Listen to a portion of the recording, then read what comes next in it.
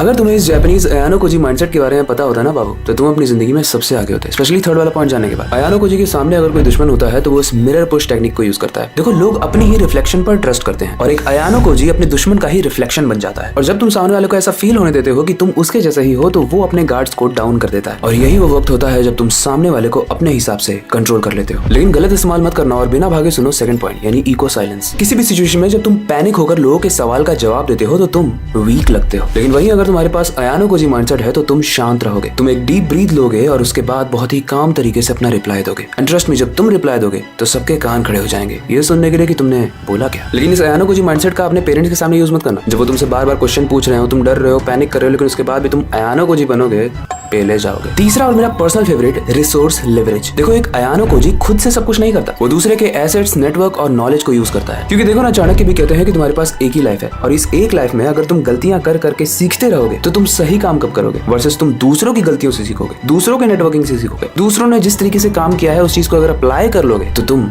सबसे ऊपर चले जाओगे। वेल, ये ट्रिक्स जितनी खतरनाक थी उससे भी ज्यादा खतरनाक ट्रिक्स आने वाली हैं अपकमिंग वीडियोस में, इसलिए मेक श्योर करना कि तुम फॉलो कर लो।